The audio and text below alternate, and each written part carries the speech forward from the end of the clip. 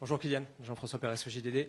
Est-ce qu'il y a l'idée dans la préparation de ce match d'un joker dimanche en Azerbaïdjan ou est-ce que vous êtes totalement focalisé sur le fait de gagner et de sceller la qualification dès demain soir? J'ai pas bien compris. Est-ce qu'il y a l'idée d'un joker, c'est-à-dire d'une contre-performance, d'un éventuel faux pas demain soir contre l'Ukraine? Pas ça. Non, non, Voilà, non, c'est ça. non. C'était le sens de la question. Est-ce qu'il y a l'idée d'un joker ou est-ce que ça se plie demain soir tout de suite? Non, non, non, non, non. L'objectif, il est clair. Déjà, sans parler de la qualification, quand tu joues un match à domicile avec l'équipe nationale, t'envisages jamais de contre-performance. Encore plus comme une nation comme nous, comme la France, on veut toujours gagner. Qui plus est, il y a une pression supplémentaire parce qu'il y a la qualif au bout. Qui plus est, on a parlé avant d'une journée qui est importante, donc on ne va pas rajouter une chose et rendre les Français encore plus malheureux. Donc non, non, non, pour nous, il n'y a qu'une seule option, c'est la victoire. On se prépare pour ça. On va essayer de jouer, de bien jouer et de gagner. Je pense qu'il ne faut pas seulement gagner, il faut essayer de, comme je l'ai dit, faire sourire les supporters au stade, faire sourire les téléspectateurs à la maison, essayer de donner voilà, un bon jeudi soir. Je sais que c'est pas le jour adéquat pour jouer un match de foot normalement le jeudi, mais on est là. On est là pour jouer, pour donner du plaisir et se qualifier à la fin et qu'à la fin tout le monde soit content de la performance qu'on aura réalisée. Bonjour Kylian, Hugo Delon du journal L'Équipe. Lucas Chevalier traverse une période sportive difficile au PSG.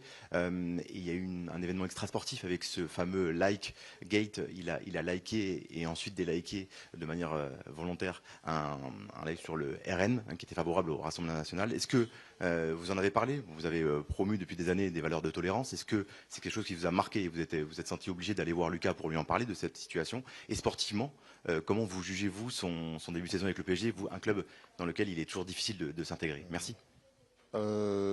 Extra sportif, j'ai pas vu. Je savais pas, donc j'en ai pas parlé avec lui, mais je peux en parler avec lui après, il n'y a pas de souci. Mais sur le terrain, c'est normal. Je pense que c'est une évolution normale. Il arrive au Paris Saint-Germain. C'est le plus grand club de France, l'un des meilleurs clubs d'Europe. On va pas regarder ce que tu sais faire, parce que si tu es au PSG, c'est qu'on sait que tu sais le faire. On va regarder ce que tu fais pas. Donc il a eu des erreurs de parcours, je dirais pas des erreurs bien graves, des erreurs de parcours qui amènent la vie d'un joueur du Paris Saint-Germain. Je pense qu'il doit juste comprendre dans quel club il est, qu'il y a une exigence qui est supérieure à Lille, tout le respect que j'ai pour Lille. Hein. Mais je pense qu'il va s'acclimater. Je pense que son club lui fait confiance, son coach lui fait confiance, ses coéquipiers lui font confiance. Donc c'est à lui de se mettre doucement et je pense que je me fais pas de soucis pour lui. Mais oui, le PSG c'est l'étape d'au-dessus et c'est normal que parfois il y ait des difficultés. Je pense que il va s'en sortir et je crois qu'il a les qualités pour le faire. Bonjour Kylian, Louis Vix, Infosport Plus, Canal+. Vous en avez parlé en préambule, mais je reviens sur le contexte demain, les commémorations du 13 novembre. C'était il y a 10 ans, vous aviez 16 ans. Est-ce que vous pourriez nous raconter vos souvenirs, où est-ce que vous étiez, à quel point ça vous a marqué et à quel point ça va être particulier quand même de jouer un match de football à Paris 10 ans après? Merci. Moi j'étais à Monaco. Je regardais le match comme tout le monde. Et après, moi, j'ai eu les infos comme tout le monde. Je pense que ça a circulé très vite. Il y a eu aussi la peur parce que moi, c'était à côté de chez moi. À l'époque, mes parents étaient toujours à Bondy. Donc, on se dit, on ne sait pas ce qui se passe. On appelle les proches. Et après, on voit les atrocités qui se passent. On est obligé d'avoir cette compassion. On est obligé d'avoir cette tristesse. Et on est surtout pressé que ça s'arrête parce qu'on ne savait pas quand ça allait s'arrêter. Donc, c'était un moment terrible et je pense que tout le monde se sent concerné par ce genre d'événement. Jouer 10 ans après, comme je l'ai dit, c'est spécial. Pas dans le bon sens malheureusement, mais ça reste spécial. On va essayer, comme je l'ai dit, de rendre hommage tout au long de la journée à toutes les personnes qui ont perdu la vie, toutes les personnes qui ont été blessées, qui ont été traumatisées, frappées par cet événement tragique. Et après, on va essayer de faire de notre mieux pour essayer de faire passer la journée la moins difficile possible à ces personnes qui ont été vraiment, vraiment touchées. Et après, malheureusement, on devra reprendre notre boulot le soir et jouer et essayer de donner la meilleure version de nous-mêmes. Кіляна, добрий день.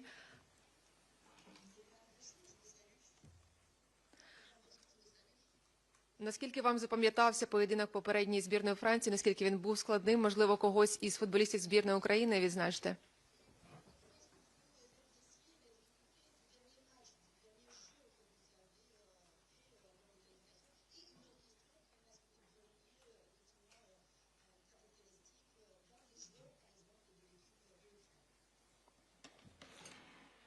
Oh, c'était pas un match facile de jouer contre l'Ukraine. On a joué là-bas en Pologne. C'était compliqué parce que c'est une équipe qui, en première mi-temps, a choisi de jouer bas et en deuxième mi-temps a pris l'option tout de suite de se remettre à l'avant et d'attaquer. On a été surpris en début de deuxième mi-temps. Ils ont mis beaucoup d'intensité. Je pense qu'ils doivent marquer à un moment donné. Ils tapent le poteau. Ils ont plusieurs occasions en 5 minutes. Et si le football était logique et était juste, ils auraient dû marquer.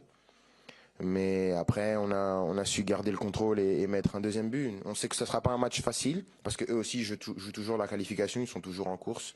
Maintenant, la qualification, elle dépend de nous et on va essayer de continuer à faire ce qu'on a fait depuis le début, c'est-à-dire avoir notre marche en avant et gagner tous les matchs qu'on a à domicile. Bonjour Kylian, Emmanuel Branguet pour l'AFP. J'ai aussi une question sur Ryan Cherki. Tu étais associé avec lui hier dans le match d'entraînement. Bon, vous avez perdu, mais vous vous êtes trouvés. Ouais. Est-ce que entre juin et ce rassemblement, vous avez eu suffisamment de temps ensemble pour nouer une complicité? Et est-ce qu'en bleu aussi, il va bien trouver son numéro 9?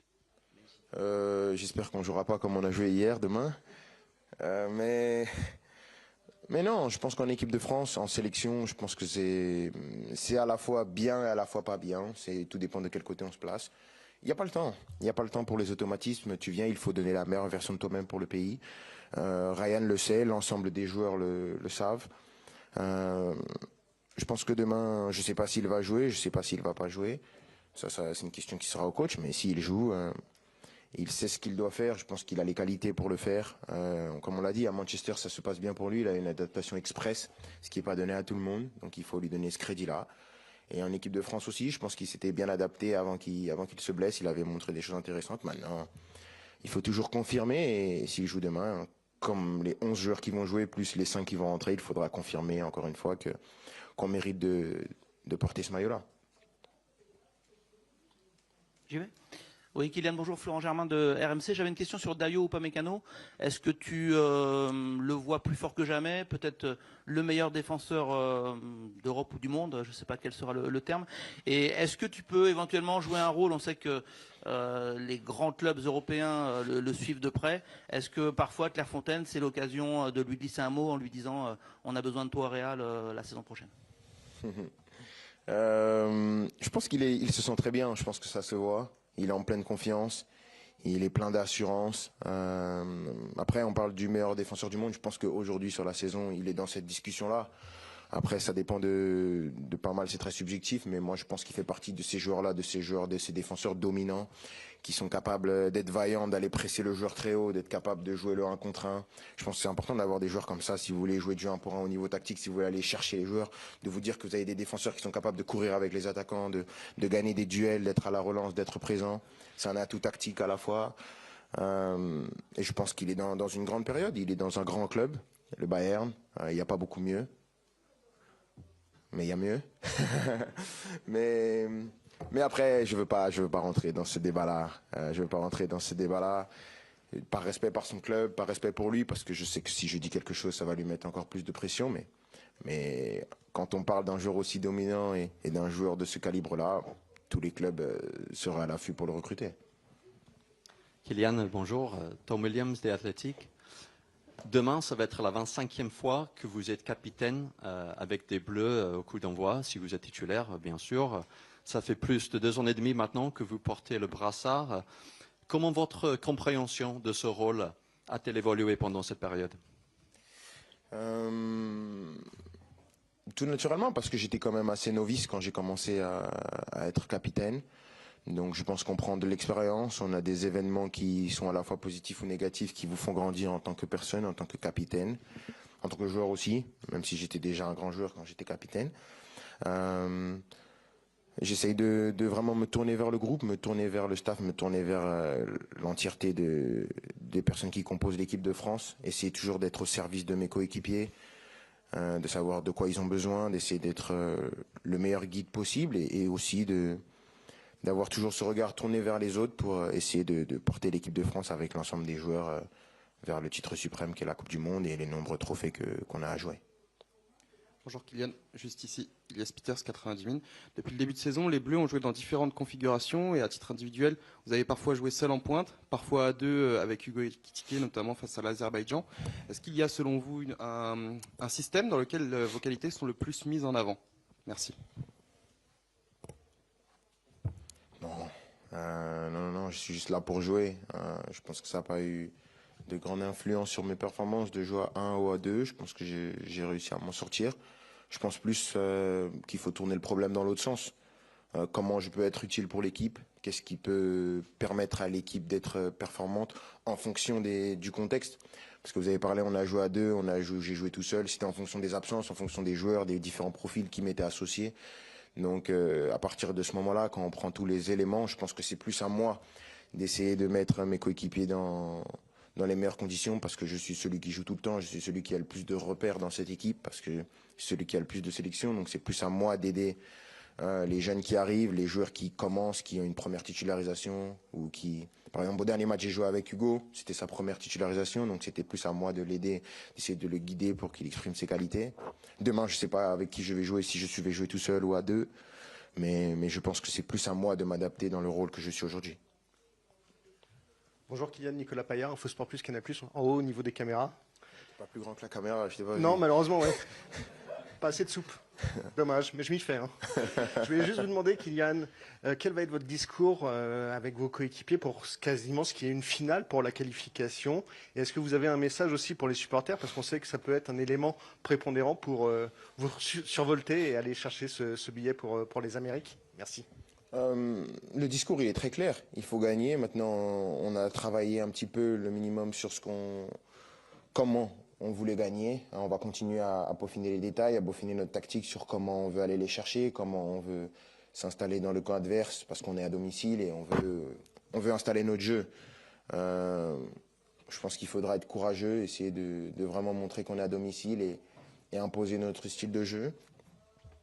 Et après, pour les supporters, bien sûr, c'est très important. On veut essayer de passer la meilleure soirée possible, et on sait que pour passer la meilleure des soirées possibles, ce sera possible qu'avec un stade plein, qu'avec des gens qui seront derrière nous et avec nous qui faisons le boulot et donnons du plaisir aux gens. Donc j'espère que le stade sera plein, qu'il y aura une belle ambiance et que ça durera jusqu'à la fin du match et après même, parce que ça signifiera qu'on sera qualifié et qu'on aura tiré pour les États-Unis, et ce sera une première étape de franchie.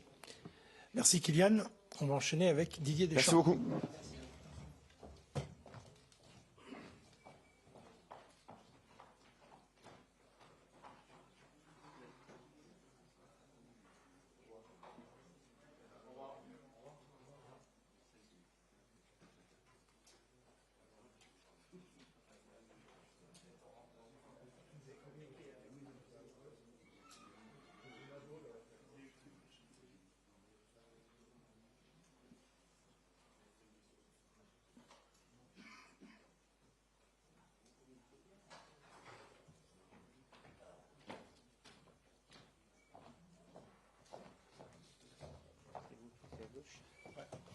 Attention que j'ai pas mon téléphone qui sonne. Silence. Pardon.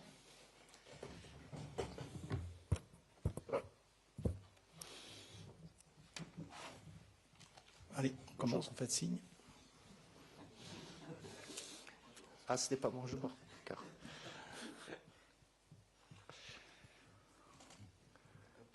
Excusez-moi. Prends ton temps, Manuel. Non. Il ne faut pas se tromper de question. Bonjour. Emmanuel Branguet pour l'agence France Presse. Tu as souvent dit que tu aimais bien laisser une part de liberté offensive à tes joueurs pour profiter du pouvoir offensif de l'équipe de France.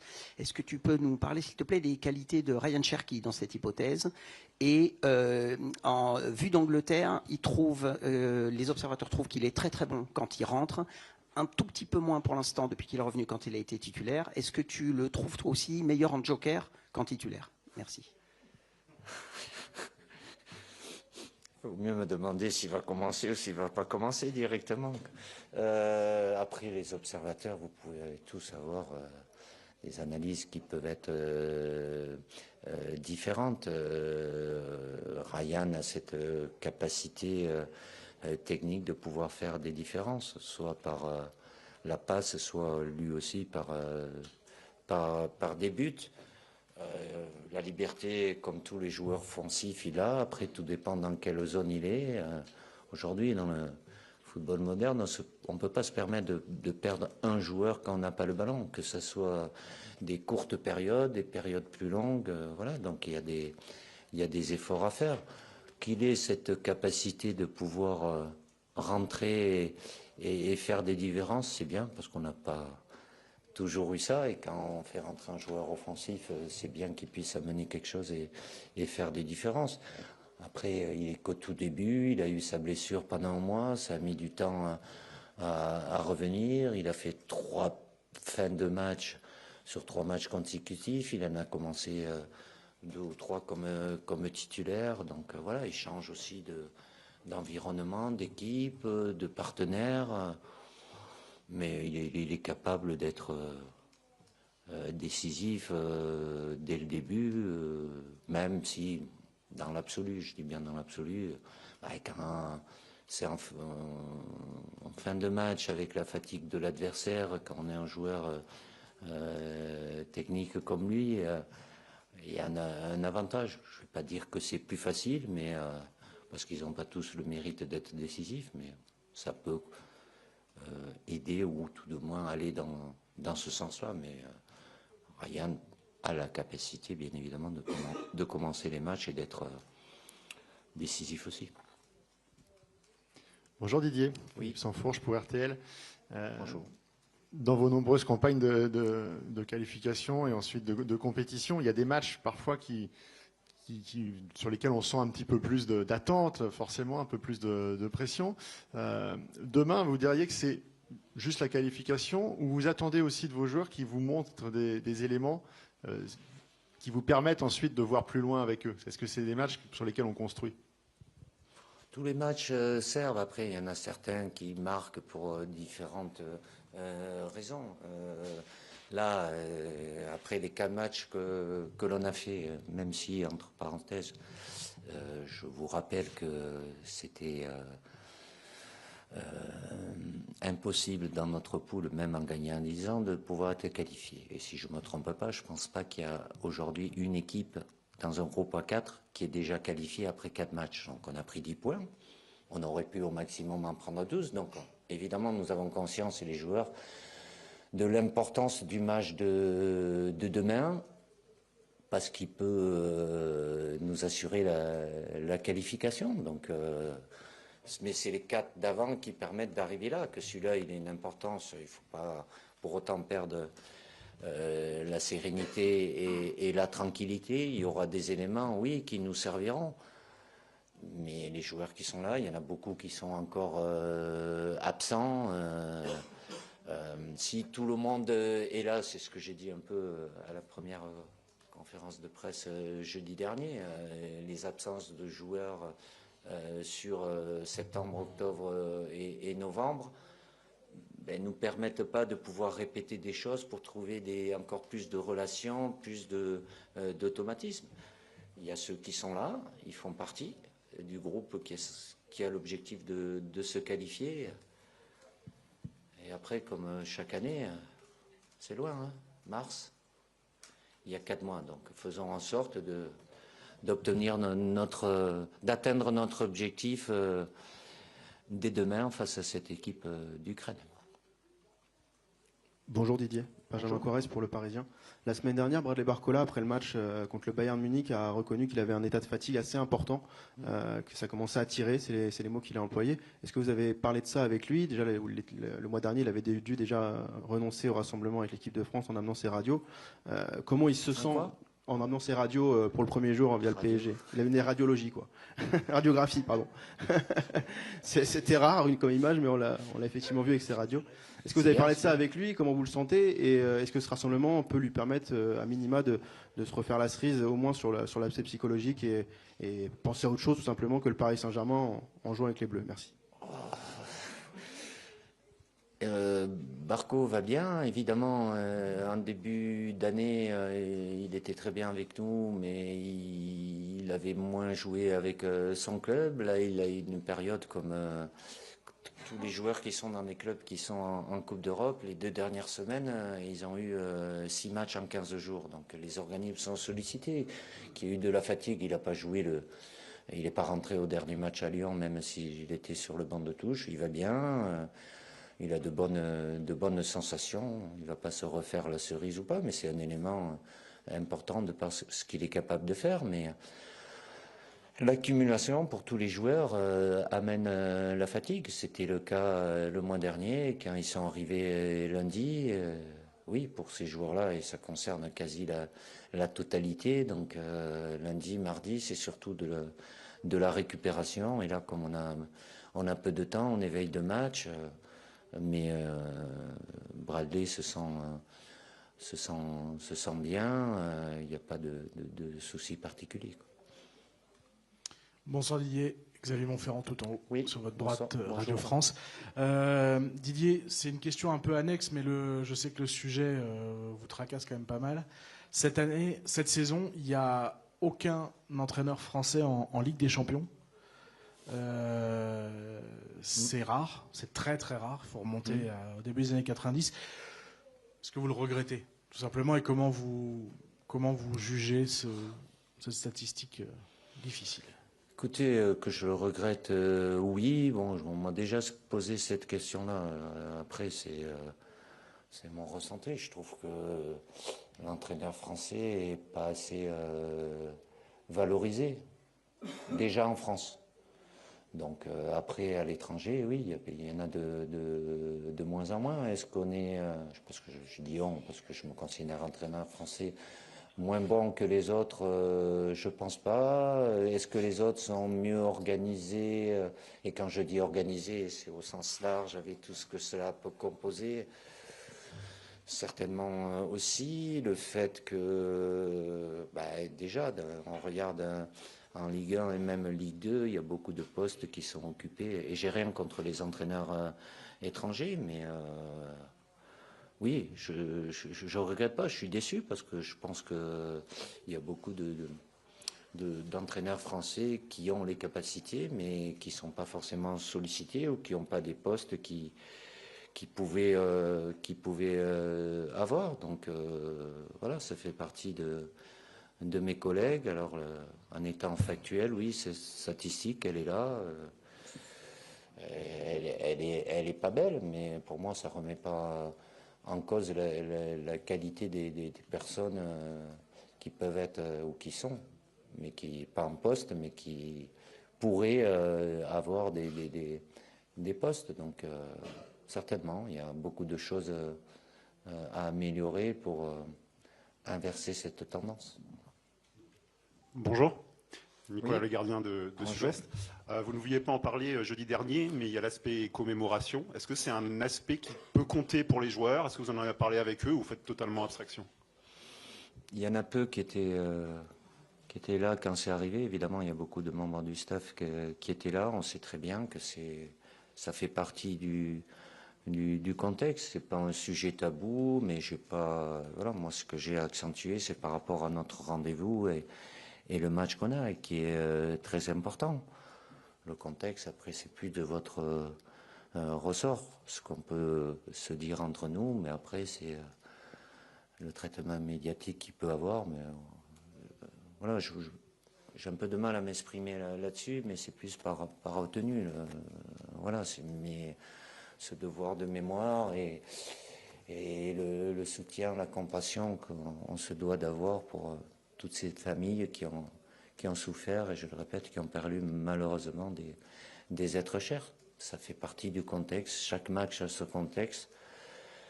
C'est là, on va faire avec, même si c'est pas l'idéal. Ce n'est qu'un match de foot. À côté de ce qui s'est passé, c'est rien, mais c'est un match de foot qui est très important pour nous.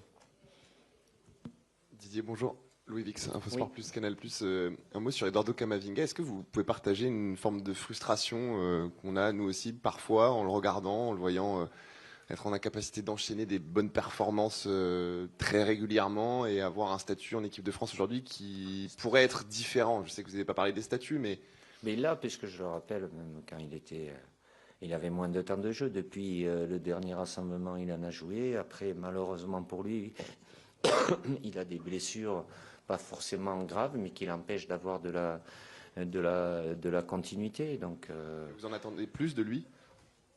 et lui, il attend plus de lui aussi. Il veut plus de temps de jeu, il veut mieux faire. Voilà. Après, c'est pas question de frustration, mais le fait d'avoir à répétition, voilà, il sort de 6 mois sans jouer avec le Real Madrid. Hein. Donc, il a plus joué en une semaine, c'est-à-dire ces 2 titularisations, que les 6 derniers mois avec son club. Pas comme ça, en claquant des doigts. Potentiellement, il est venu très tôt avec nous, donc il a beaucoup de qualités. Évidemment, d'être épargné par ses soucis physiques lui permettrait d'avoir certainement plus de continuité, que ce soit avec son club ou avec nous. Bonjour Didier, Vincent Deluc à l'équipe. Depuis que tu as été nommé en 2012, tu t'es qualifié pour toutes les phases finales. Bon, si on met l'Euro 2016 de côté, mais pour toutes les phases finales, est-ce que comme c'est la dernière fois, et puis comme c'est au parc où il y a quand même un petit mauvais souvenir, est-ce que c'est un peu spécial quand même cette fois? Non, je pense pas. J'ai un devoir de mémoire, mais bon, ma mémoire avec le temps est devenue sélective. Donc, ce qui est derrière, ça m'intéresse pas, quoi, sincèrement. Donc, le plus important, c'est aujourd'hui et demain. En l'occurrence, c'est demain pour nous. Donc, il se passe des fois. Après, les statistiques, elles sont là pour un moment. Mais il y a quelque chose qui va à l'encontre. Donc, que l'accumulation des qualifications successives, c'est une très bonne chose parce que c'est notre devoir en tant qu'équipe de France de se qualifier pour les 2 plus grandes compétitions. La manière de gérer certaines situations, oui, ça aide d'avoir ce vécu-là, mais c'est jamais la même histoire. Même si elles peuvent se répéter dans le négatif ou dans le positif, j'ai pas ça à l'esprit, je pense pas à ça, et je me dis que voilà, on a ce match-là après les 4 qu'on a fait, il est au parc, c'est l'Ukraine, et on est en 2025 et notre objectif, il est là, comme on en a eu d'autres avant. Là, c'est acté les résultats. Aujourd'hui, c'est tout faire pour obtenir à nouveau cette qualification dès demain. Je pense pas ça. Non. Je me dis pas c'est la dernière fois que je regarde la télé, c'est la dernière fois que je suis dans cette chambre-là. Non, j'y suis, je prends du plaisir. Il faut apprécier chaque moment et des préparations de matchs comme ça qui est décisif parce que ça amène au niveau émotionnel. Les matchs, il faut toujours les gagner. Les joueurs, il n'y a pas d'entraîneur qui va les dire non, celui-là, bon. Voilà. Après, il y a plus ou moins d'importance. C'est pas que l'importance prendre le dessus sur le côté émotionnel, mais gérer le moment présent, et surtout l'apprécier. C'est important d'apprécier les choses, quoi. Après, j'aurai le temps. Le rétro, j'ai jamais été très rétro. Enfin, regarder dans le rétro. Donc, c'est demain. L'histoire, c'est à écrire. C'est demain. Et on va prendre une dernière question avec Baptiste Després du Figaro. Bonjour Didier. Quelle impression a pu te faire N'Golo Kanté sur son retour là, en équipe de France, que ce soit sur ou en dehors du terrain? Et pourquoi il sera titulaire demain soir? Direct. Faites l'équipe. N'Golo va bien. Il est arrivé avec le sourire. Il a toujours le sourire. Voilà. Je sais pas pour ceux qui étaient là, même si c'était un petit jeu ludique et c'est pas moi qui fais les 2 équipes qui se sont affrontées à l'entraînement. Voilà. Quand N'Golo est dans une équipe, ceux d'en face, ils savent pourquoi, quoi. Donc, au-delà de ça, NJ maintient son niveau de performance avec plus de matchs cette saison parce que son club joue la Ligue des champions d'Asie. Avant, il avait un match par semaine, donc le calendrier est un peu plus chargé, mais il est toujours à son meilleur niveau. Donc, en plus de ce qu'il est capable de faire, voilà, il a vécu une expérience qui sont importante aussi pour ce type de rendez-vous, quoi. Merci Didier. On vous donne rendez-vous tout à l'heure à 17h pour l'entraînement. 17